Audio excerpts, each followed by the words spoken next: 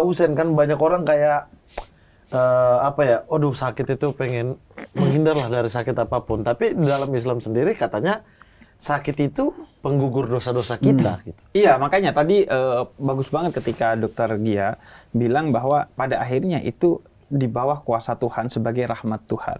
Maka kita gak bilang penyakit itu sebagai bentuk kemarahan atau kebencian Tuhan kepada hambanya, karena Tuhan selalu cinta kepada hamba-hambanya. Jadi sakit itu adalah salah satu bentuk kecintaan Tuhan kepada hamba-hambanya. Ketika dia rindu kepada hamba-hambanya, salah satu media untuk memanggil seorang hamba itu kembali kepada Tuhannya itu dengan diberi rasa sakit. Karena kecenderungan kita ketika kita happy, kita lupa Tuhan. Ketika kita sakit, kita istighfar terus-menerus kan. Karena itu di rumah sakit itu kadang lebih banyak zikir ketimbang di masjid.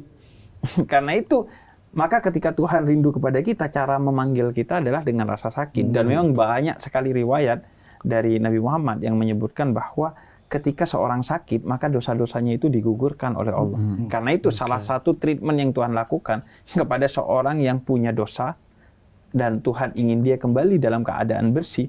Seperti insya Allah teman kita almarhum Fidi Aldiano adalah dengan Tuhan kasih jatah sakit di akhir hayatnya, atau di sepanjang hidupnya, atau di beberapa periode dalam hidupnya untuk digugurkan dosanya melalui rasa sakit itu sendiri.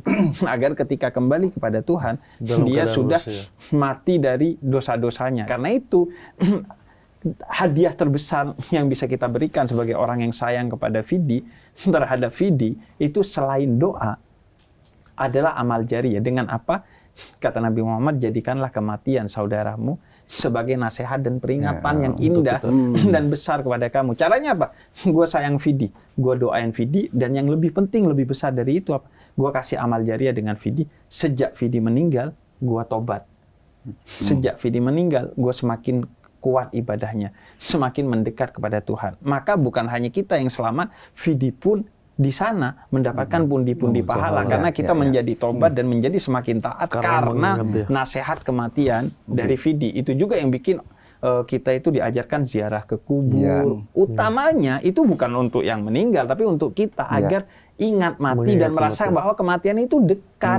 Sebagaimana login tahun lalu, aku masih ngobrol sama Fidi, Dok, nanya, kata Fidi gimana ya cara memaksimalkan Ramadan kita? Kataku kalau aku adalah dengan menjalani setiap Ramadan seolah-olah ini Ramadan terakhir kita. Dan itu real, bukan klise, bukan quote.